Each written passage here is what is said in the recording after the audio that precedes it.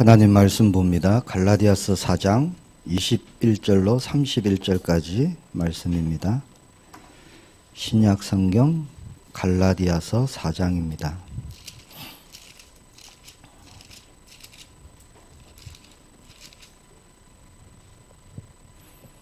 (21절부터) (31절까지) 한 절씩 교독하겠습니다. 제가 먼저 봉독합니다. 내게 말하라. 율법 아래에 있는 자 하는 자들아, 있고자 하는 자들아, 율법을 듣지 못하였느냐?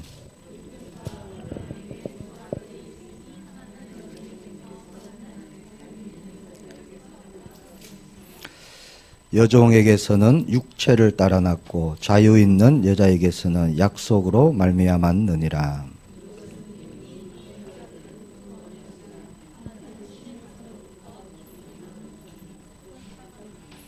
이 하갈은 아라비아에 있는 신의 산으로서 지금 있는 예루살렘과 같은 곳이니 그가 그 자녀들과 더불어 종노릇하고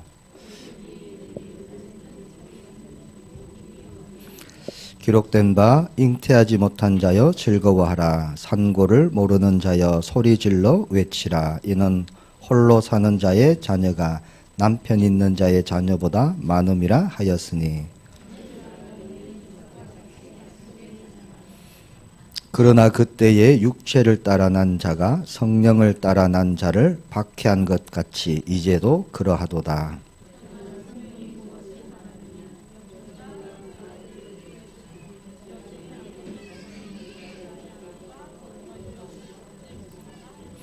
(31절) 같이 봅니다. 그런즉 형제들아, 우리는 여종의 자녀가 아니요 자유 있는 여자의 자녀니라. 아멘. 말씀이 좀 이해가 됩니까? 읽어보니까. 오늘 제목은요, 약속의 자녀입니다. 우리가 신약 성경을 쭉 봐왔고요. 고린도 전후서를 거쳐서 이제 갈라디아서 말씀을 계속 보고 있습니다.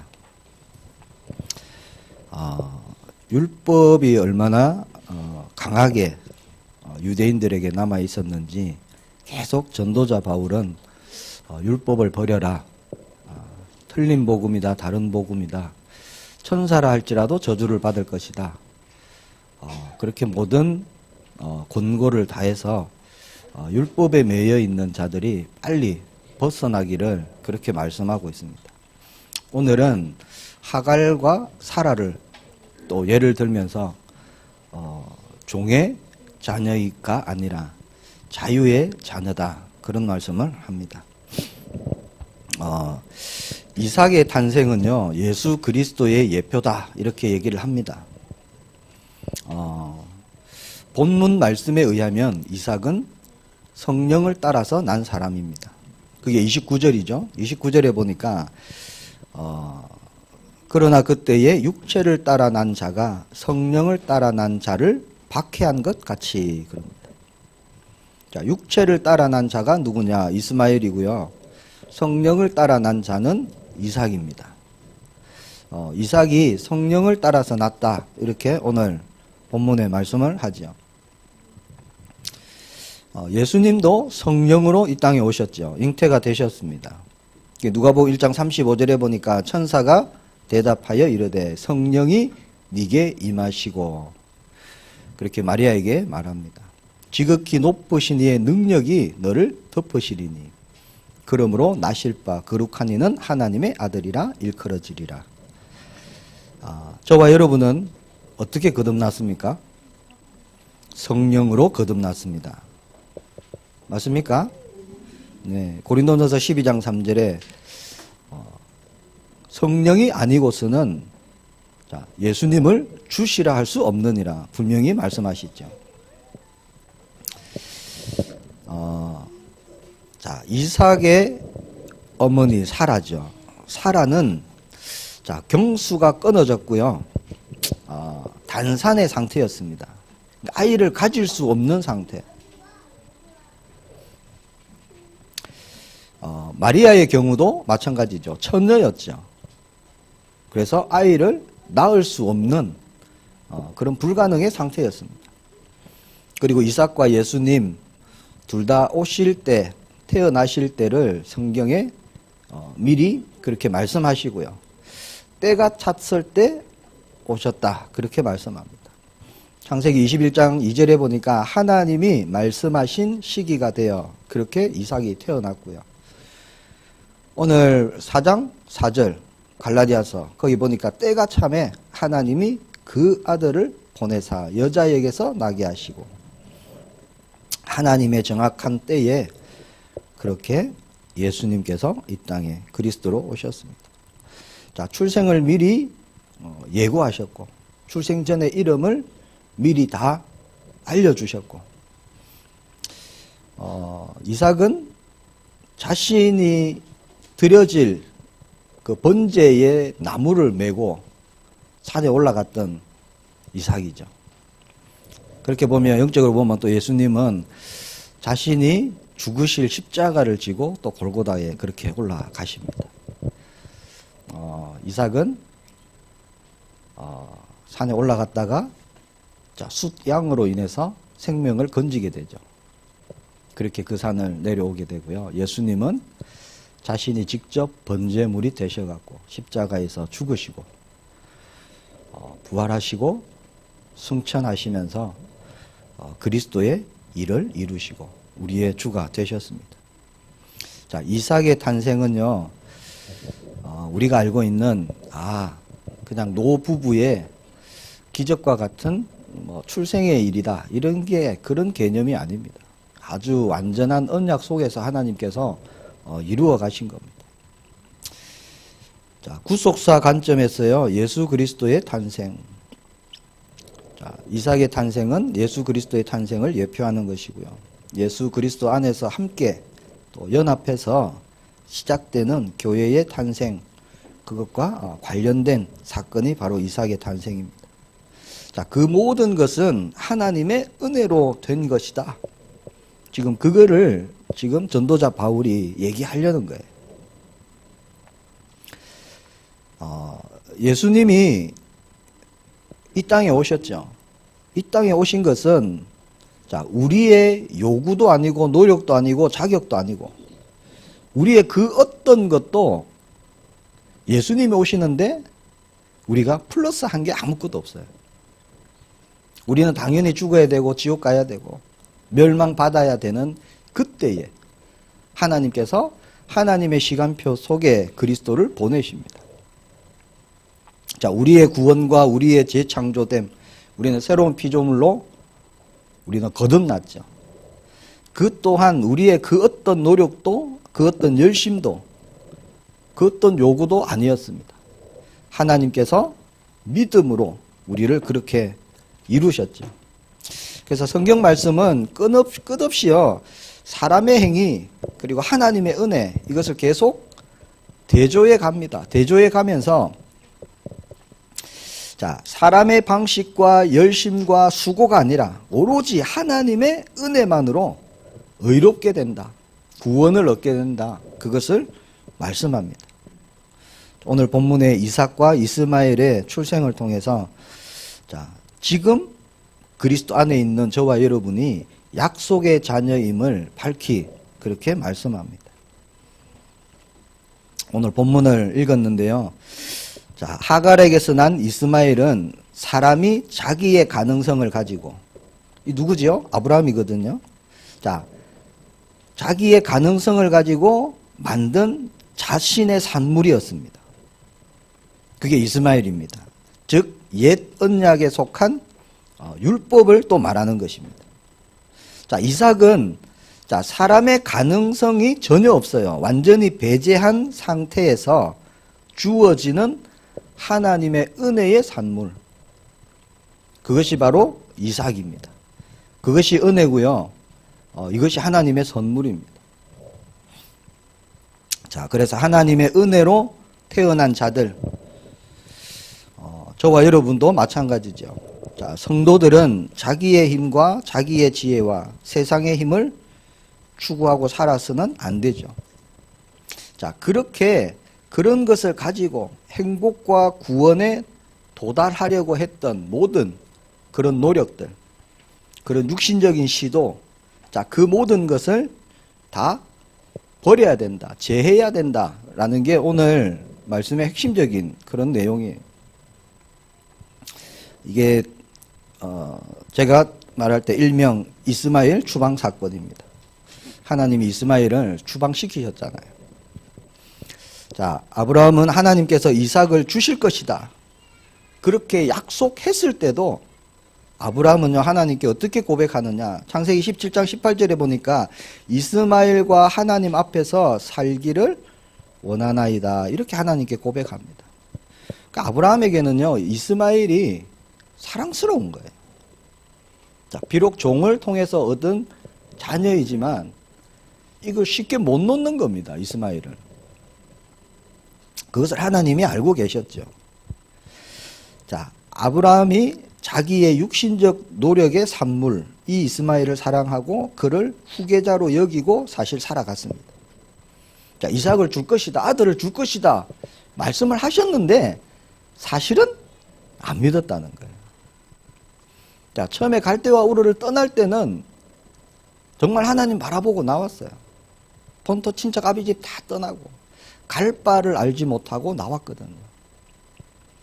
갈 바를 알지 못하고 나왔는데 기근을 만나고 여러 가지 어려운 상황에 처해지게 됩니다. 자기 와이프를 보니까 도저히 가능성은 없고, 하나님의 말씀은 확실하게 이삭에 대한 말씀을 믿은 것이 아니라 어떻게 보면요, 하나님이 주시는 위안 정도로, 그러면서 자, 그렇기 때문에 하갈을 통해서 이스마엘을 얻게 된 겁니다. 만약에 하나님의 말씀을 100% 믿었다면 하갈을 상대를 안 했겠죠.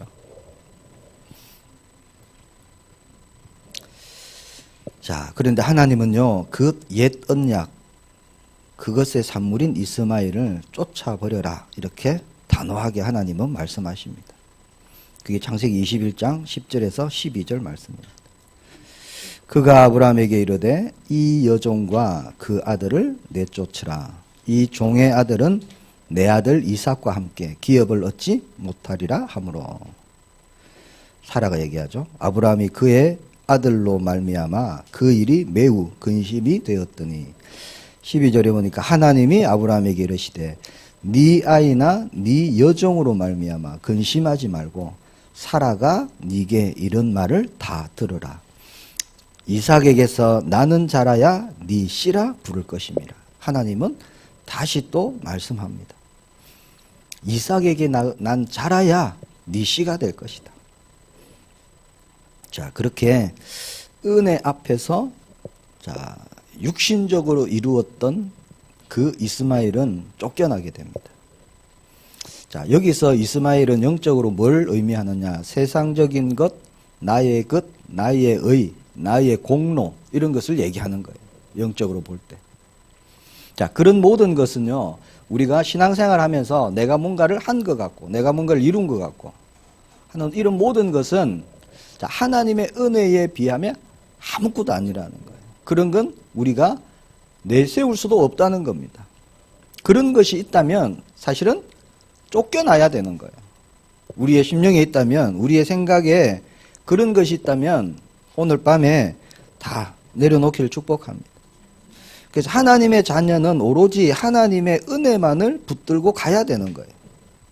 자, 주님을 바라보고 순종하는 그 삶에만 우리가 모든 것을 누릴 수 있는 겁니다. 자, 우리의 순종은 뭘까요?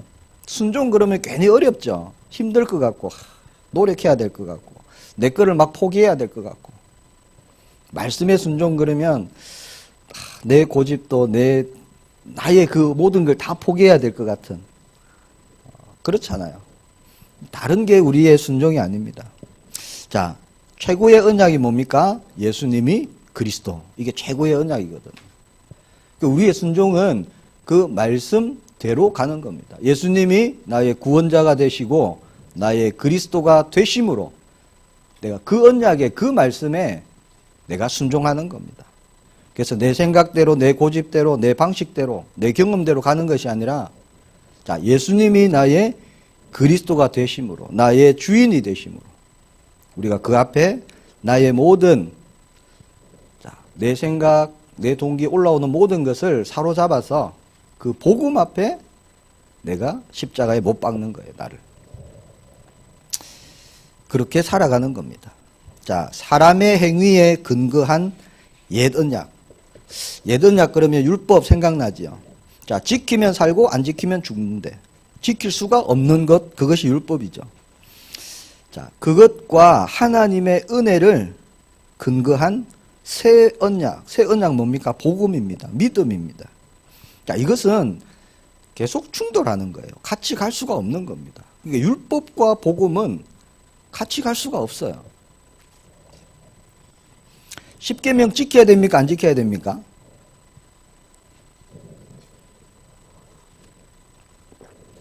질문이 사실 틀렸어요. 그렇잖아요. 자, 하나님을 만났고 그리스도를 내가 나의 주인으로 만났다면은 십계명은요, 지켜야 된다, 안 지켜야 된다 이런 수준의 것이 아닙니다. 자, 그전에는 십계명을 지켜야 했어요. 그러니까 어렵잖아요. 힘들고 늘 죄책감에 그렇게 살아가야 됐고 눌렸고. 자, 그리스도 안에 있으면 십계명은 지켜야 된다, 안 지켜야 된다 이런 것이 아니라, 자, 하나님의 완전한 사랑, 십자가의 사랑을 내가 받았어요. 하나님 사랑하는 것은 당연하겠죠. 자, 그리고 이웃 사랑하는 것도 당연한 겁니다. 그래서 십계명은 자, 우리의 삶 가운데 되어지는 응답으로 하나님이 주시는 겁니다. 자, 아브라함에게 있어서 약속의 자녀인 이삭이 태어나기 전에, 자, 육신의 자녀, 자, 이스마엘에 먼저 있었죠. 이스마엘은 86세에 나왔습니다. 그리고 100세에 이삭을 낳죠. 14살 차이입니다. 14살 차이. 자, 이삭이 태어나기 전까지 이스마엘과 삶은요, 아무런 문제가 없었어요. 아브라함이 사실은. 충돌이 없었습니다. 그런데 약속의 자녀가 태어나자마자 이제 충돌이 생기는 겁니다. 이삭이 태어났어요. 무슨 문제가 생겼느냐? 이 이스마엘이 누굽니까? 종의 아들이거든요. 그리고 태어난 이삭은 쉽게 말하면요, 본처의 아들이에요. 본처의 아들. 약속의 자녀지만 우리가 인간적으로 볼 때는 본처의 아들입니다. 자, 그렇게 되니까 이 하갈이 가만히 있질 않아요. 또 이스마엘 자체도 가만히 있지 않습니다. 자꾸 이삭을 괴롭히는 거예요. 다툼이 생겨납니다. 자, 중요한 것은 이삭이 젖을 뗐을 무렵, 그러니까 한 5살 정도. 그때 이제 히브리인들이 보통 한 5살 정도까지 젖을 먹였다 그래요. 그러면 5살 정도 됐겠죠. 그러면 벌써 이스마엘은 19살 정도 되는 겁니다. 그러니까 19살 되는 애가 5살 애를 괴롭히니까 감당이 안 되는 거예요. 감당. 자, 이것은요, 영적으로 보셔야 됩니다. 영적으로. 자, 그렇게 19살이나 되는 이스마엘에게 조롱당하고 희롱당하고 약한 자의 모습으로 살게 됩니다. 이삭이. 자, 그래서 하나님은 결국 이스마엘을요, 광야로 내쫓아 버리십니다. 자, 하나님은 그렇게 약속의 자녀를 지키고 보호하십니다. 그 역사 속에 살아가는 하나님의 그 섭리 속에 그렇게 우리가 살아가고 있습니다. 여기까지 잠시 정리를 하면요, 하나님의 백성은 어떤 수고나 노력이나 자격을 근거로 하나님께부터 은혜를 받는 것이 아닙니다. 하나님의 은혜는 우리의 아무런 자격도 필요치 않고요, 어떤 한 노력도 필요치 않습니다. 자, 죄인들, 즉 불신자들은요, 어떤 상태냐? 자, 경수가 끊어지고 단산의 상태입니다. 이미 죽은 자와 같은 불가능한 상태. 이게 누구였죠? 사라죠. 자, 그런데 하나님의 말씀에 따라서 하나님의 약속을 붙잡으면 어떻게 됩니까? 그 절대 불가능, 자, 아이가 나올 수 없는 그 상태인데도 생명을 잉태하게 되죠. 자, 하나님의 약속, 복음을 붙잡으면, 자, 복음이 능력이 되어서, 자, 십자가의 복음으로 재창조되는 겁니다. 아담 안에서 하나님의 은혜를 떠난 죄인, 모든 사람이죠. 자, 이 죄인들은요, 자기의 가능성과 노력에 근거해서 참 행복, 참 만족, 심지어는 구원에 이르려고 그렇게 애를 씁니다. 그게 이스마엘이에요, 이스마엘. 하갈이 낳은 이스마엘. 자, 그런데 불가능한 자에게서, 불가능한 상태에서, 자, 도무지 희망도 없고 가능성도 없는, 자, 그런 상태에서 하나님의 은혜가 부어지는 거예요. 하나님의 은혜가 부어지면은 구원의 자녀로 탄생되는 겁니다. 그게 약속의 자녀 이삭을 얘기하고 있습니다. 자, 은혜로 태어난 이삭. 또 행위가 대표되는 행위로 태어난 이스마엘. 충돌할 수밖에 없겠죠. 공존할 수 없는 겁니다. 그래서 자기의 가능성 버리지 못하고, 그러니까 자아를 버리지 못하고 여전히 내가 주인 되어 갖고요, 이 세상에 힘을 쌓고 행복에 도달하려고 하는 이스마엘과의 사람들, 불신자들이겠죠. 자, 이 사람들이 자신의 가능성을 완전히 부인하고 자신의 무능력을 인정하고 하나님 은혜만을 의지하면서 하나님께 순종하여서 사는 이삭과 같은 사람들, 공존이 안 된다는 겁니다. 함께 할 수가 없는 거죠. 자, 누구를 예를 들면 되냐? 요셉을 예를 들면 돼요. 자, 요셉과 요셉의 형들은 공존할 수 없는 겁니다. 자, 형들은 나쁜 짓을 막 했어요. 요셉이 그것을요, 아버지 야곱에게 가서 일러 바칩니다. 우리는 단순히 요셉이 고자질쟁이구나, 우리는 그렇게 생각해서 안 되는 거예요. 자, 요셉은 가치가 다르고요, 형들하고 기준이 다른 사람입니다. 요셉은 아버지로부터 받았던 언약을 가졌던 렘넌트예요. 그러니까 형들이 추구하는 가치, 형들이 갖고 있는 기준과는 다른 거예요. 그래서 왜 형들의 잘못을 아버지에게 가서 고자질하느냐? 요셉의 마음에는요, 이 형들이 깨우치고 돌이키기를 원한다는 거예요. 그래야 같은 가치로, 같은 중심으로 함께 하기를 원했습니다. 그래서 요셉에게 있어서 형들은요, 살려야 되는 대상이에요. 회복시켜야 되는 대상들. 형들에게 있어서 요셉은 아주 골치 아픈 애예요. 골치 아픈 애. 자기밖에 모르는 것 같고. 이 형들의 생각과 무슨 기준을 절대 따라오질 않고. 이제 그렇게 보이는 거죠. 자, 영적으로 보면, 자, 이스마엘 세력이 19살 소년. 자, 이삭의 세력은 젖먹이 어린아이. 상대가 안 되겠죠. 젖먹이 어린아이, 젖을 이제 막 뗀 이삭. 자, 이 이삭이, 5살 정도 된 이삭이요, 19살이나 되는 이스마엘에게 당합니다. 그렇게 살았습니다. 자, 이것이 지금 갈라디아 지방의 성도들에게 일어난 일이라는 거예요. 지금 전도자 바울이 그 얘기를 하는 겁니다. 자, 육신의 자녀인 이스마엘과 같은 유대인들이 일어났어요. 예수님만 믿는다고 구원받는 것이 아니다. 율법을 지켜야 된다. 할례를 해야 된다. 맞는 말 같잖아요.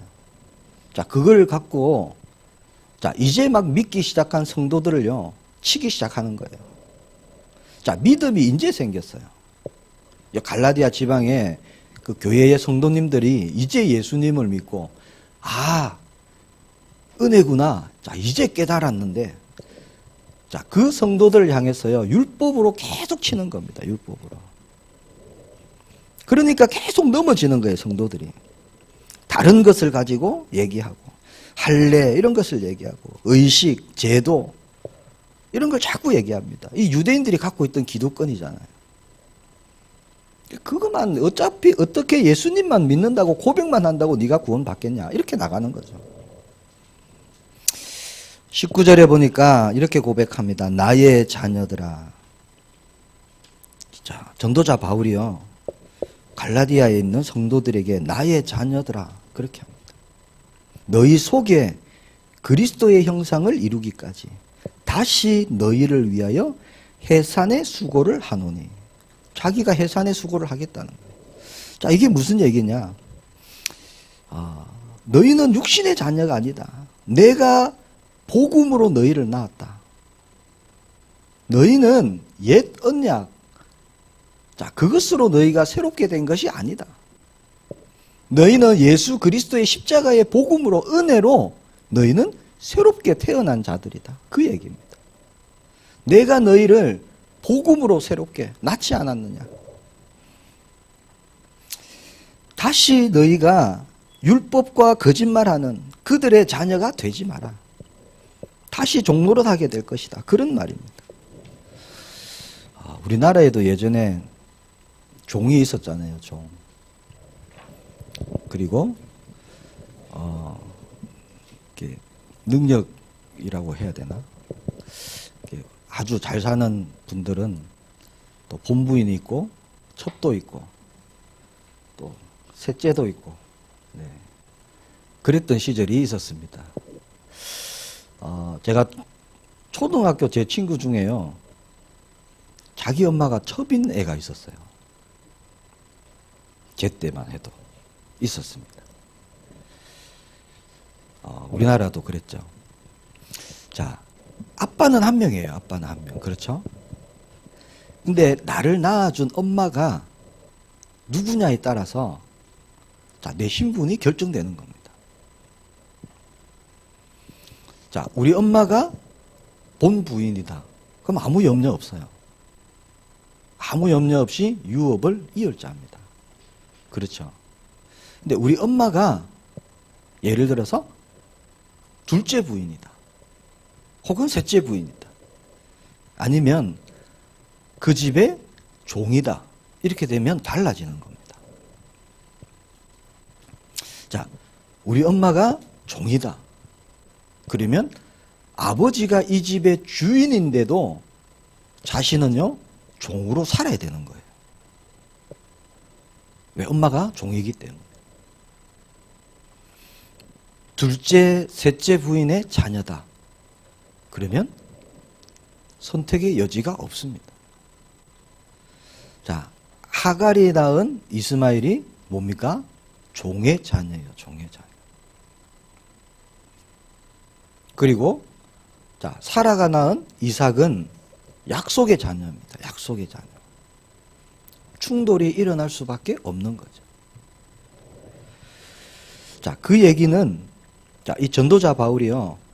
내가 너희를 복음으로 낳았다. 내가 다시 해산의 수고를 내가 한다. 자, 너희가 다시 이 복음을 붙잡아라. 그 율법으로 난 자들, 지금 너희들에게 잘못된 것, 다른 것, 틀린 것 말하는 그들은 자, 이스마엘과 같은 자, 육신의 율법의 자녀들이다. 예를 들어서 죄의 종이다. 죄의 자녀들이다. 종의 자녀다. 지금 그렇게 얘기하는 겁니다. 자, 그래서 둘째, 셋째, 예를 들어서 부인의 자녀는 유업을 이을 수가 없는 거죠. 그 얘기를 하는 겁니다. 자, 너희가 복음으로 그리스도를 만났고, 복음으로 성령으로 다시 너희가 거듭났기 때문에 다시는 자, 율법을 말하는 그들을 가까이 하지도 말고 그들을 이제 상종하지 마라 이런 말씀이죠. 그래서 갈라디아 성도들에게 너희는 하나님께서 성령으로 새롭게 하신 약속의 자녀라는 것을 말합니다. 그래서 나의 자녀들아 이렇게 말하죠. 그래서 그리스도의 십자가의 복음으로 너희를 낳았다. 다시 너희를 위해서 해산의 수고를 한다. 자, 은혜의 복음을 말한다. 자, 너희 속에 그리스도의 형상을 이루기까지. 이 말은, 자, 이 사람들이요, 여기 4장 1절, 2절에 보니까 1절에 보니까 어렸을 동안에는, 그리고 2절에 보니까 정한 데까지 후견인과 청지기 아래에 있나니, 3절에 보니까 우리도 어렸을 때에 이렇게 말씀하죠. 자, 여기서 어렸을 때라는 말은 믿은 지 이제 얼마 안 됐다는 거예요. 그래서 그리스도의 형상이 이루어지기 전, 자, 이제 구원을 받았고 하나님의 자녀가 되었는데 약하다는 겁니다. 그래서 그리스도의 형상을 너희 속에 이루기까지 너희가 이 복음을 붙잡아야 된다. 그렇게 말씀하는 것. 하나님께서는 이삭을 약속의 자녀라고 분명히 말씀하셨습니다. 그래서 결국 이스마엘을 광야로 쫓아내시는 것이 역사 속에서 이루어 가시는 하나님의 구속사입니다. 우리 안에 가만히 보면요, 나에게 이스마엘 같은 그런 것이 있다면 우리가 버려야 된다는 거예요. 자, 우리가 은혜로 지금 이 자리에 앉아 있어요. 말씀드렸죠. 우리가 주일날 교회 온다. 그것도 사실은 성령의 역사입니다. 우리도 올 수 있는 힘도 없어요. 수요 예배까지 왔다. 은혜 중에 은혜입니다. 성령의 역사가 아니면 우리 수요 예배 올 수 없습니다. 자, 내 안에서 하나님이 주신 것과 공존할 수 없는 겁니다. 하나님 우리에게 뭘 주셨어요? 자, 신분과 권세 주셨습니다. 그렇죠. 영원한 생명 주셨습니다. 자, 하나님이 우리에게 주신 은혜로 주신 것과, 자, 내가 그 전에 갖고 있던 나의 의, 나의 동기, 나의 생각, 나의 욕망, 이런 것이요, 공존할 수 없다는 거예요. 함께 갈 수 없는 겁니다. 그래서 하나님의 자녀는 하나님의 자녀된 삶을 우리가 가야 되는 거예요. 자, 그리스도 안에 있어야 되는데 그렇지 못한 나의 것, 나의 생각, 나의 기준, 육신적인 것, 세상적인 것 발견되어지고 버려지는 그런 은혜가 있기를 축복합니다. 발견되면 우리가 기도하면서 응답받을 수 있어요. 하나님께서 이스마엘을 광야로 내쫓으신 것 같이. 쫓은 이유가 뭡니까? 하나예요. 이삭을 위해서. 그렇잖아요. 약속의 자녀를 위해서. 아브라함이 이스마엘을 엄청 사랑하는데 하나님이 단호히 사라의 말대로 해라. 그렇게 내쫓으십니다. 그렇다고 그냥 버리시느냐? 그게 아니에요. 하나님이 이스마엘도 엄청 축복을 하시거든요. 큰 민족을 이루게 하십니다. 자, 우리의 걸음에 걸림돌이 되는 모든 불신의 것을 하나님께서 내려놓게 하실 줄 믿습니다. 우리의 힘이 아니죠. 그리스도 안에 있을 때, 우리가 오직 그리스도 붙잡을 때 나의 모든 가치, 나의 모든 기준, 우리가 복음으로 변화되는 겁니다. 자, 그것이 그리스도의 형상으로 회복되는 거예요. 창세기 1장 27절, 28절. 하나님의 형상. 그것이 회복되는 겁니다. 그리스도 안에 있을 때.